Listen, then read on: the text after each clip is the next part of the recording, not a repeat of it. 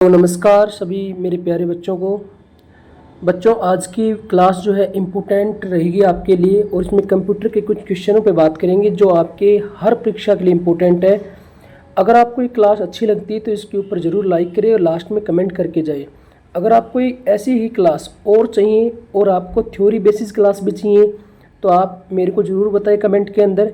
तो चलिए इस वीडियो की हम शुरुआत करते हैं। इसमें मैं आपको कैसे करवाऊंगा, आपको सबसे पहले क्वेश्चन जो है उसके चारों ऑप्शनों पे बात करेंगे। उस क्वेश्चन से रिलेटेड और कितने क्वेश्चन बन सकते हैं उन सब पे बात करेंगे। तो सबसे पहले क्वेश्चन है, कंप्यूटर की फर्स्ट जनरेशन में किसका उपयोग हुआ था। तो मैं आपको बता दूं, कंप्यूटर की फर्स्ट जनरेशन में उपयोग हुआ था वैक्यूम ट्यूब का। किसका हुआ था? वैक्यूम ट्यूब का। ये आपका आंसर रहेगा। अब कंप्यूटर की पहली जनरेशन जो है कब आई थी और क्या क्या चीज़ें इसके ऊपर थी उन पर भी बात कर लेते हैं। तो कंप्यूटर की जो फर्स्ट जनरेशन है वो 1942। एक कॉपी और पेन लेके आप साथ बैठ जाओ। 1942 से 1954 के बीच ये जो है पहली पीढ़ी चली थी। इसके अंदर जो आपकी टेक्नोलॉजी यूज हुई थी वो हुई थी वैक्यूम ट्यूब वाली। उसके बाद इसके ऊपर जो क्वेश्चन बनता है वो बनता है, इसमें भाषा कौन सी थी। कंप्यूटर की जो सबसे पहले पीढ़ी आई तो उसमें भाषा कौन सी थी। तो इसमें आपका आंसर हो जाएगा मशीनी भाषा। कौन सी भाषा थी? मशीनी भाषा थी। इन क्वेश्चनों को आप नोट भी कर सकते हो। उसके बाद आपसे इसी में क्या क्वेश्चन पूछा जाएगा कि मशीनी भाषा क्या होती है। मशीनी भाषा ये होती है कि ये एकमात्र भाषा होती है जिसे कंप्यूटर समझ सकता है। इसे बाइनरी भाषा भी कहा जाता है। यह भाषा जो है मशीन पर निर्भर करती है, मतलब ये डिपेंडेंट भाषा है। मशीन पे निर्भर मतलब जिस मशीन में आप चलाओगे उसी में चलेगी। ये पोर्ट नहीं की जा सकती, दूसरी मशीन में नहीं भेजी जा सकती है। तो पहली जनरेशन और दूसरी जनरेशन की जो भाषाएं थी वो मशीनी भाषा निर्भर थी। तीसरी और चौथी और पाँचवीं जनरेशन जो आई उसमें क्या हुआ, पोर्ट होनी शुरू हो गई थी। उसके बाद इसकी कुछ एग्जाम्पल पूछ लेता आपसे। तो एग्जाम्पल में मैं बात करूं इसमें कौन कौन से एग्जाम्पल पूछ सकता है आपसे। तो एक तो पूछ लेगा आपका कि फर्स्ट पीढ़ी के एग्जाम्पल कौन कौन से, ENIAC। एक तो ये आपका एग्जाम्पल है। इसकी मैं फुल फॉर्म आपको बता दूं, electronic numeric integrator and computer. Electronic numeric and integrator and computer. ये इसमें क्या पूछेगा आपसे, ये पहला इलेक्ट्रॉनिक डिजिटल कंप्यूटर है। ये पहला क्या है? इलेक्ट्रॉनिक डिजिटल कंप्यूटर है। ये इनैक जो है पहला इलेक्ट्रॉनिक डिजिटल कंप्यूटर है। ये किसने तैयार किया था? ये JB एकर्ट और जॉन मोस्ले ने तैयार किया था। उसके बाद सीधे एग्जाम्पल बात कर लेते दूसरे पे, EDVAC। EDVAC इम्पोर्टेंट है। इसमें ध्यान रखना कि ये जो है मेमोरी में डाटा सेव करने के लिए प्रयोग हुआ था और मेमोरी में डाटा सेव करने का श्रेय जो है ये डॉक्टर जॉन वैन न्यूमैन को जाता है। और कंप्यूटर का बेसिक आर्किटेक्चर भी इन्हें ही कहा जाता है।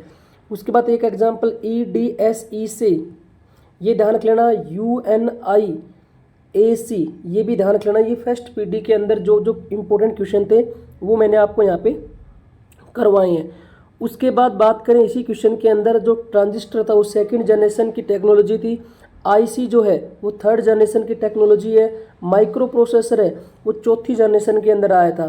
तो इसमें मैंने बताया वैक्यूम ट्यूब पहले की, तो इसमें मशीनी भाषा का प्रयोग होता है। एक क्वेश्चन मेरे करवाने के बाद नीचे के 4-5 क्वेश्चन इजीली हो जाएंगे आपके। तो वैक्यूम ट्यूब जो पहले जनरेशन थी उसमें भाषा मशीनी भाषा थी। दूसरी में टेक्नोलॉजी ट्रांजिस्टर थी, इसमें असेंबली भाषा थी।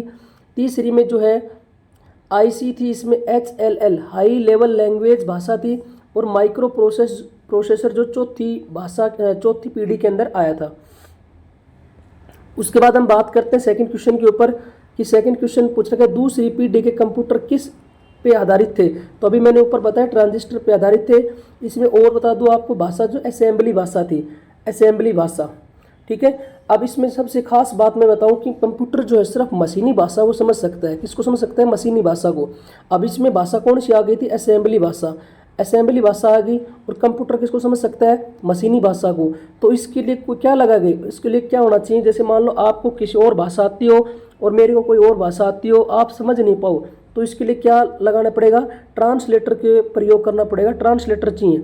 अब जो असेंबली भाषा को मशीन भाषा में जो कन्वर्ट करता है उस ट्रांसलेटर का नाम था असेंबलर।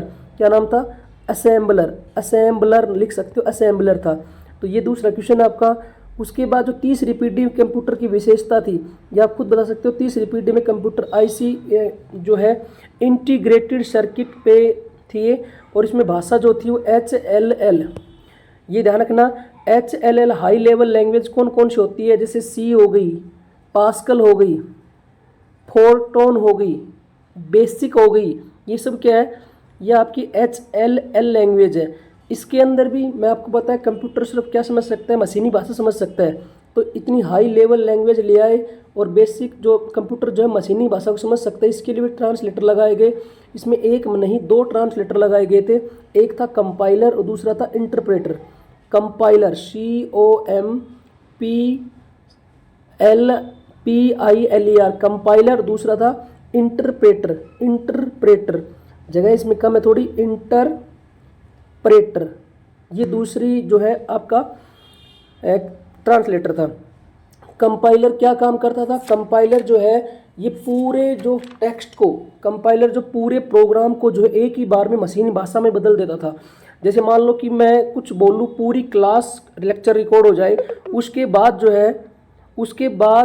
जो है मैं कहूँ कि इसको है पंजाबी भाषा में या तमिल भाषा में आप सुना दो इसको किसी बच्चे को, तो ये काम करेगा कंपाइलर। और मैं कहूँ कि एक लाइन में बोलता हूँ, उसी को आप तमिल में कन्वर्ट करो, तो इसे बोलते हैं इंटरप्रेटर।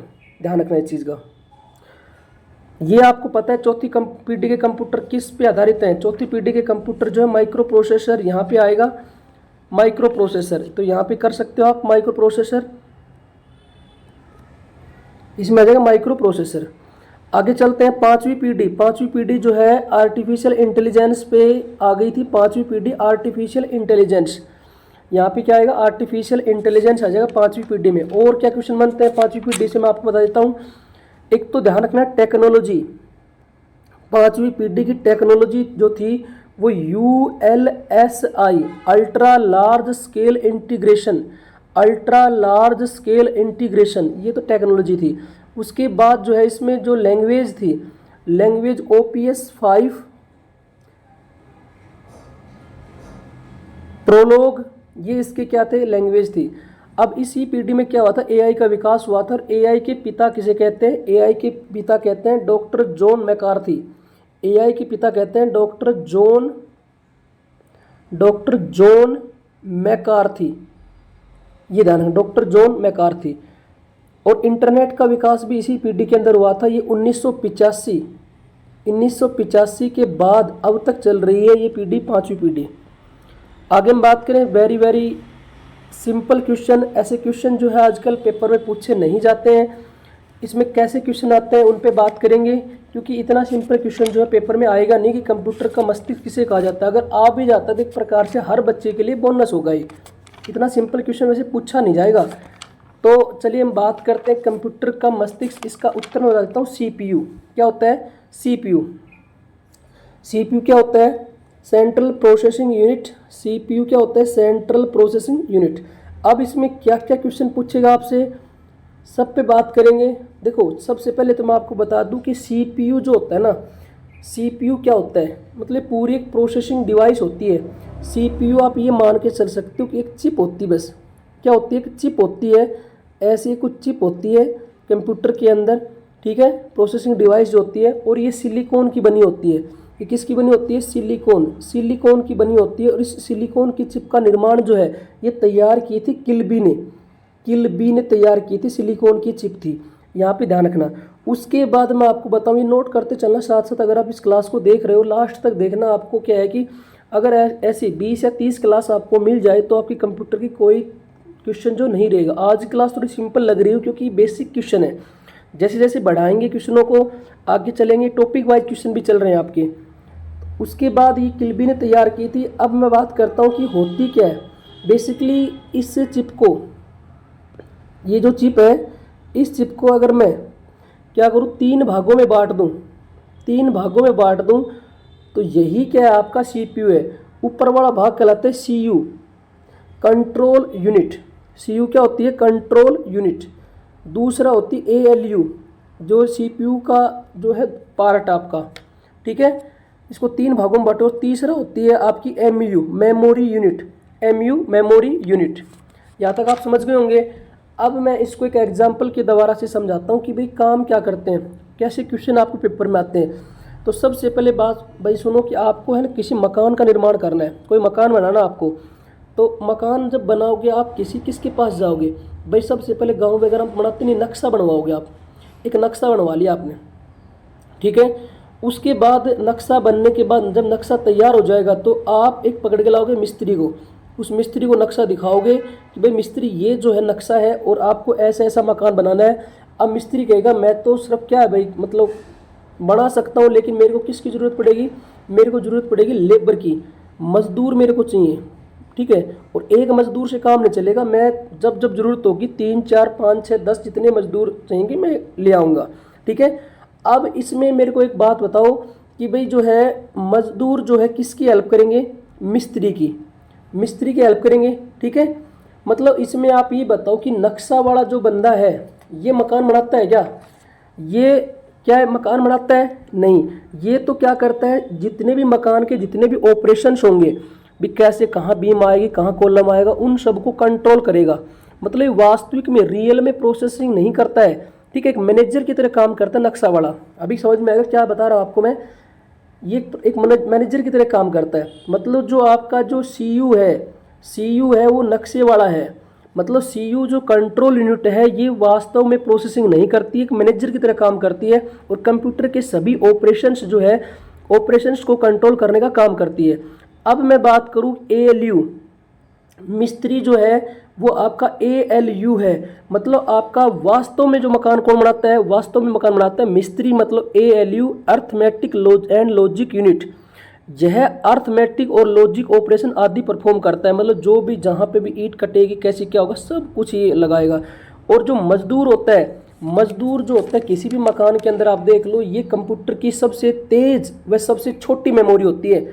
ये मजदूर क्या होते हैं? एमयू होते हैं, एमयू, ठीक है। ये सबसे तेज और सबसे छोटी मेमोरी होती है कंप्यूटर की, ध्यान रखना आप, ठीक है। इस एमयू को आप कई जगह आप रजिस्टर्स भी पढ़ोगे, एमयू को आप रजिस्टर्स भी पढ़ोगे। और रजिस्टर जो होते हैं वो काफ़ी रजिस्टर्स होते हैं, क्योंकि कई मजदूर होते हैं तो हर मजदूर का अलग अलग काम होता है। किसी मजदूर का काम होता है ईंटों को एक जगह इकट्ठा करना, ठीक है। अब ऐसा तो यानी कि मिस्त्री के सामने सारी ईंटें रख देंगे, धीरे धीरे क्या होता है एक जगह स्टोर कर लेते हैं। और जब, ठीक है, एक का काम होता है बजरी सीमेंट का मसाला बनाना, एक का काम अलग होता है। तो जिस हिसाब से मिस्त्री को ज़रूरत होती है उस हिसाब से मजदूर जो है उसको सप्लाई करते रहते हैं। बस यही क्या है आपकी प्रोसेसिंग यूनिट है। 3 CU control unit, ALU arithmetic and logic unit, MU memory unit, ठीक है। अब मैं बात करता हूँ क्वेश्चंस के ऊपर। इतना सिंपल क्वेश्चन मैं बता रहा था आपको, ऐसा आता नहीं है लेकिन इसमें दे रखा है, तो चलिए इसमें पढ़ लेते हैं। कंप्यूटर का मस्तिष्क मैंने बता दिया किसे कहते हैं। कंप्यूटर का मस्तिष्क जो कहते हैं वो सीपीयू कहते हैं। सीपीयू का पूरा नाम क्या है इसमें दे रखा है। ये सिंपल क्वेश्चन है, आपको आते होंगे। Central processing unit, central processing unit आएगा इसमें, सीपीयू की फुल फॉर्म। अब अपना क्वेश्चन आ गया जहाँ से आपने पढ़ना शुरू किया था, यहाँ से थोड़े बहुत क्वेश्चन आपको टफ लगेंगे। सीपीयू के मुख्य भाग कौन से होते हैं? देखो मुख्य 2 होते हैं, एएलयू और सीयू, लेकिन भाग होते हैं 3, एमयू और होता है, लेकिन मुख्य एएलयू और सीयू होता है। देखो आप मजदूर की मतलब इतनी ज़्यादा मानते नहीं हो, जैसे नक्शा और मिस्त्री। भाई कोई भी जैसे मकान बनाता है तो हमेशा बंदा यही देखता है कि भाई नक्शा किसने बनाया था और मिस्त्री कौन था इसमें।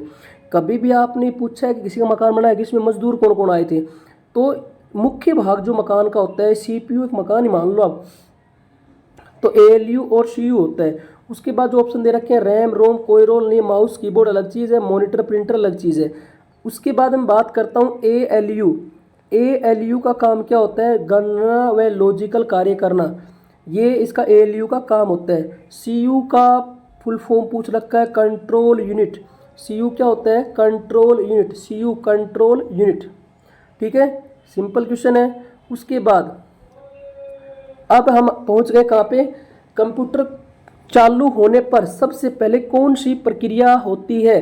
तो इस टॉपिक को मैं पढ़ा रहा हूँ, पहले कुछ बेसिक चीज़ें आपको सीखनी पड़ेंगी इसके लिए, तब जाके चीज़ आपको समझ में आएगी कि भाई ये किसके बारे में बात कर रहे हैं हम। तो इस टॉपिक को पढ़ने से पहले मैं आपको बताता हूँ बूटिंग के बारे में। किसके बारे में? बूटिंग क्या होती है? बूटिंग तो मैं आपको बताऊं, बूटिंग जो होती है कंप्यूटर को शुरू करना, मतलब मैं कह दूं कंप्यूटर को शुरू करना ही बूटिंग है। ये तो बिल्कुल सिंपल आंसर हो गया इसका। लेकिन मैं कहूँ कंप्यूटर को शुरू करने से संबंधित निर्देशों को रोम मेमोरी से रैम मेमोरी में लोड करना बूटिंग कहलाता है। दोबारा सुन लो, बूटिंग क्या है? सिंपल बोलोगे कंप्यूटर को शुरू करना। उसके बाद आपसे पूछे भाई सही बताओ क्या है इसमें, मतलब एक प्रकार से टेक्निकल डेफिनेशन बताओ, तो आप बोलोगे कंप्यूटर को शुरू करने से संबंधित निर्देशों को रोम मेमोरी से रैम मेमोरी में लोड करना। भाई रीड ओनली मेमोरी से रैंडम एक्सेस मेमोरी में लोड करना ही बूटिंग कहलाता है। ठीक है, अब आपसे पूछ ले बूटिंग के कितने क्या होते हैं, बूटिंग के टाइप्स कितने होते हैं? तो दो प्रकार की बूटिंग होती है। बूटिंग कितनी होती है? दो। जैसे इसमें क्वेश्चन का आंसर कंप्यूटर को चालू होने से सबसे पहले कौन सी प्रक्रिया होती है? बूटिंग होती है। ये दो टाइप की होती है, एक होती है हार्ड बूटिंग और एक होती है सॉफ्ट बूटिंग। हार्ड बूटिंग या सॉफ्ट बूटिंग। इस हार्ड बूटिंग को ही कोल्ड बूटिंग कहते हैं। कोई चीज़ ठंडी हो जाती है तो क्या होती है? हार्ड होती है, और कोई चीज़ गर्म होती है क्या होती है? सॉफ्ट होती है। तो ध्यान रखना, हार्ड या कोल्ड बूटिंग, दूसरा सॉफ्ट या वार्म बूटिंग। अब मैं आपको कहूँ बंद कंप्यूटर जो होता है, सबसे पहले जब बटन दबाते हैं ना बंद कंप्यूटर का, तो वो जो जैसे बटन दबाते हैं तो आपकी कोल्ड या हार्ड बूटिंग चालू हो जाती है। उसके बाद जब आप कंप्यूटर को रीस्टार्ट करते हो तो आपकी सॉफ्ट या वार्म बूटिंग चालू होती है। ध्यान रखना, कंप्यूटर जब हम सबसे पहले चलाते हैं तो आपकी कोल्ड या हार्ड बूटिंग, कंप्यूटर को जब रीस्टार्ट करते हैं सॉफ्ट या वार्म बूटिंग होती है। अब इसमें क्वेश्चन में बात करें तो यहाँ पे दो क्वेश्चन मैंने डाल रखे हैं इसमें कि भाई कोल्ड बूटिंग किसे कहते हैं। मैंने आपको बताया कोल्ड बूटिंग मतलब रीस्टार्ट करना नहीं, पहली बार पावर ऑन करना। हाँ जी, पहली बार पावर ऑन करना कोल्ड बूटिंग कहलाती है। उसके बाद दूसरा क्वेश्चन जो आपका है, वार्म बूटिंग किसे कहते हैं? वार्म बूटिंग मतलब वार्म बूटिंग मैंने बताया था आपको, रीस्टार्ट करना बिल्कुल, पहली बार चालू करना ये कोल्ड बूटिंग होती है। शट डाउन करना तो बंद ही हो गया, स्लिप करना नहीं। तो रीस्टार्ट करना आपका क्या आ जाएगा, इसमें आंसर आ जाएगा। अगर आपको क्लास में मज़ा आ रहा है तो आप इसको ज़रूर लाइक करें। अब मैं बात करता हूँ बूटिंग के स्टेप होते हैं। बूटिंग के दौरान BIOS सबसे पहले क्या करता है? देखो मैं आपको बूटिंग के 4 स्टेप होते हैं, पेपर में पूछे जाते हैं। पहला स्टेप होता है BIOS, दूसरा स्टेप होता है POST, तीसरा स्टेप होता है boot strap loader, boot strap loader. और 3 स्टेप होते हैं BIOS, पोस्ट और बूट स्ट्रैप लोडर। अब मैं ये क्वेश्चन जो है ना आपका, इसको पढ़ेंगे अभी। BIOS क्या करता है? BIOS की फुल फॉर्म होती है बेसिक इनपुट आउटपुट सिस्टम। ठीक है। पोस्ट की फुल फॉर्म क्या होती है? पोस्ट की फुल फॉर्म होती है power on self test, power on self test इसकी फुल फॉर्म होती है। और तीसरा जो होता है बूट स्ट्रैप लोडर। तीनों ध्यान रखना। अब तीनों पे हम बात कर लेते हैं। BIOS क्या होते हैं? BIOS का मुख्य काम होता है कि बताता है कंप्यूटर को करना क्या है, आपको करना क्या है। अब दूसरा जो है सिर्फ करना क्या है आपको BIOS बताएगा, और ये बूटिंग की स्टेप होते हैं। दूसरा जो है पावर ऑन सेल्फ टेस्ट है, ये इसका काम। देखो सेल्फ टेस्ट मीन्स ये जो है सभी हार्डवेयर को चेक करती है। एक सेल्फ डायग्नोस होता है, एक प्रकार से सभी को चेक करती है कि भाई कंप्यूटर में कोई दिक्कत तो नहीं होती। सॉफ्ट जो भी मतलब एक प्रकार से मान लो आपका माउस है, किसी भी चीज़ में अंदर जो हार्डवेयर लगे हुए हैं, एक सेल्फ टेस्ट एक प्रकार से। और बूट स्ट्रैप लोडर क्या होता है? आप सिंपल ध्यान रख लेना, ये प्रोग्राम में जो आपकी मेन मेमोरी होती है रैम में क्या होता है? प्रोग्राम में मेन मेमोरी रैम में लोड करता है। ये हार्ड डिस्क ड्राइव में क्या होती है? मेन मेमोरी रैम में लोड करता है। बस इतना ध्यान रखना आप, ठीक है। लोड करने का काम करता है। तो अब चलिए इसकी शुरुआत करते हैं। सबसे पहले बता दूँ क्वेश्चन जो आपका, ये जो क्वेश्चन चल रहा है आपका कि बूटिंग के दौरान BIOS पहले क्या करता है, इसमें एक भी ऑप्शन सही नहीं है। BIOS क्या करता है कंप्यूटर में, करना क्या है, क्या करना है? देखो ये पोस्ट तो स्टेप का नाम दे दिया, प्रिंट सेव डिलीट अलग चीज़ है, ठीक है। तो इसमें आएगा कि करना क्या है। दूसरा जो है पोस्ट का पूरा नाम पूछ रहा, कभी मैंने बताया था आपको पोस्ट का पूरा नाम पावर ऑन सेल्फ टेस्ट। ऐसे आप 20 से 30 मतलब अगर आपको अच्छी लगती है क्लास आपको, तो मैं कोशिश करूंगा लगभग 20 से क्वेश्चन आपको डेली कराऊं, और एक क्वेश्चन में आपको 7 टॉपिक भी क्लियर कराता हुआ चल रहा हूं आपको आपका।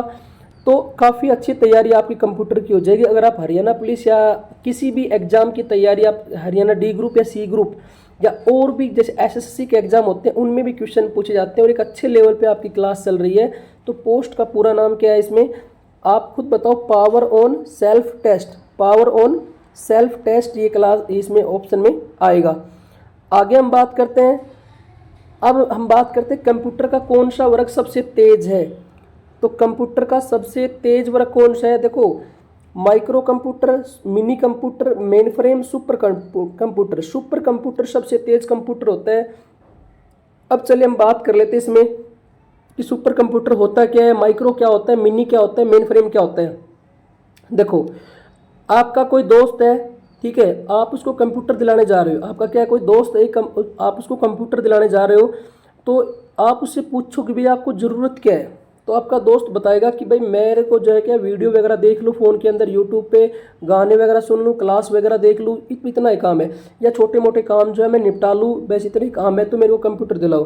तो आप सजेस्ट करोगे उसको माइक्रो कंप्यूटर कि भाई आप अगर आपको अपने पर्सनल काम करने हैं, पर्सनल काम, व्यक्तिगत कंप्यूटर भी कहते हैं इसको, माइक्रो कंप्यूटर को, आपको पर्सनल काम करने हैं तो आप माइक्रो कंप्यूटर लीजिए, इससे बढ़िया कोई कुछ भी नहीं है। उसके बाद आपका दोस्त कहता है नहीं नहीं यार मेरे को पर्सनल काम नहीं करने, मैं जो है छोटी सी संस्था चलाता हूँ जिसमें 20-30-50 लोग काम करते हैं और उसके लिए मेरे को कंप्यूटर चाहिए, तो आप उसको सजेस्ट करोगे मिनी कंप्यूटर।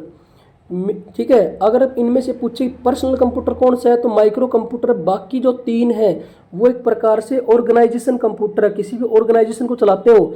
तो मिनी कंप्यूटर जो है एक ऑर्गेनाइजेशन कंप्यूटर है जो 20-30-50 लोगों की कोई टीम काम करती, तो वहाँ पे काम होते हैं। अगर आपका दोस्त कोई बैंक चलाता है, कोई रेलवे स्टेशन चलाता है, ठीक है, तो आप उसको सजेस्ट करोगे मेन फ्रेम, मतलब बड़े लेवल पे अगर कोई काम है रेलवे स्टेशन पे, बैंकिंग का, तो आएगा।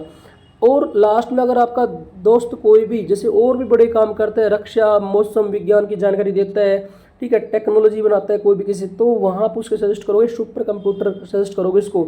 तो कंप्यूटर के मैंने आपको बता दिए हैं। अब इसमें पूछ लिया आपसे क्या कि व्यक्तिगत उपयोग के लिए कौन सा कंप्यूटर उपयुक्त है, तो व्यक्तिगत पर्सनल यूज हो गया, पर्सनल यूज के लिए कौन सा हो गया, micro computer. Micro computer, micro computer इसमें आंसर आ जाएगा।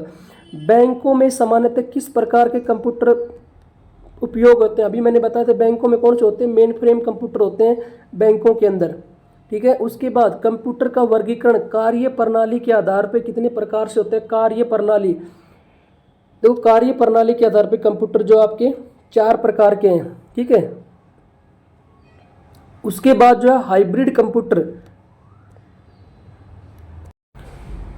अब हम बात करते हैं हाइब्रिड कंप्यूटर। आपका हाइब्रिड कंप्यूटर जो होता है वो क्या होता है, इसको अब थोड़ा सा आपको समझना पड़ेगा इसमें कि भाई कंप्यूटर जो होते हैं वो आंकड़े, मतलब कोई भी डाटा शो करना होता है उस हिसाब से कंप्यूटर 3 प्रकार के होते हैं। एनालॉग कंप्यूटर, दूसरा जो होता है आपका डिजिटल कंप्यूटर, और तीसरा होता है हाइब्रिड कंप्यूटर। देखो, एनालॉग कंप्यूटर जो होता है वो उसकी एक्यूरेसी तेज होती है, ठीक है, एक्यूरेसी उसकी क्या होती है, तेज होती है इसका, और स्पीड भी इसमें क्या होती है, अच्छी होती है, लेकिन एक्यूरेसी थोड़ी कम होती है, सॉरी, स्पीड अच्छी होती है, ठीक है। अब इसका काम क्या होता है, सिग्नल कुछ ऐसे शो करता है एनालॉग कंप्यूटर, जैसे आप बाइक वगैरह देखी होगी, सुई जो होती है वो सब एनालॉग कंप्यूटर की होती है, पारा देखा होगा, ठीक है। डिजिटल कंप्यूटर क्या होता है, डिजिटल कंप्यूटर जो होता है लैपटॉप हो गया, डेस्कटॉप हो गया, ये सब डिजिटल कंप्यूटर के एग्जाम्पल होते हैं, ठीक है। और हाइब्रिड कंप्यूटर क्या होता है, जो एनालॉग का भी काम करे और डिजिटल का भी काम करे, वो होते हैं हाइब्रिड कंप्यूटर, ठीक है। तो इसमें मैं आपसे पूछूं हाइब्रिड कंप्यूटर का काम क्या होता है, भी रक्षा संबंधित मामले जितने भी होते हैं, ठीक है, अच्छे लेवल के काम जो था हाइब्रिड कंप्यूटर उसमें यूज होती हैं। तो इसमें आपका आंसर क्या आएगा, हाइब्रिड कंप्यूटर किसका मिश्रण है, तो आप यहाँ पे आंसर दोगे एनालॉग प्लस डिजिटल, ठीक है, एनालॉग प्लस डिजिटल। अब देखो और ऑप्शन, आप ऑप्शन देखते काट दो, डिजिटल प्लस लैपटॉप नहीं, डिजिटल और लैपटॉप एक ही बात होगी, मेन फ्रेम, मिनी, ये कंप्यूटर के अलग टाइप है, नन, ठीक है। अब मैं आपको बताऊं, अगर ये आपको ये क्लास अच्छी लगी हो तो इस क्लास को लाइक करना और कमेंट बॉक्स के अंदर, ठीक है, आप बताना कि इसकी डिटेल थ्योरी भी चाहते हो तो डिटेल थ्योरी भी करवाई जाएगी। अगर आप ऐसे क्वेश्चनों के द्वारा पढ़ना चाहते हो तो क्वेश्चनों के द्वारा आपको क्लासेस आगे कंटिन्यू करवाई जाएगी। अब इसके फ़ायदा ये है कि अभी जो क्वेश्चन है सिर्फ बेसिक कंप्यूटर जो है, टाइप्स ऑफ कंप्यूटर, उन पे बात की है। जब हम आगे बढ़ेंगे तो input device, output device, main question जो आपके पेपर में आते हैं मेमोरी से संबंधित, सॉफ्टवेयर से संबंधित, MS ऑफिस से संबंधित, उनकी जो है आपकी भर भर के प्रैक्टिस करवाई जाएगी इसमें। तो अगर आपको वीडियो अच्छा लगा हो तो इसको ज़रूर लाइक करें, कमेंट करें, आपके दोस्तों तक शेयर करें। थैंक यू वेरी मच, धन्यवाद आपका।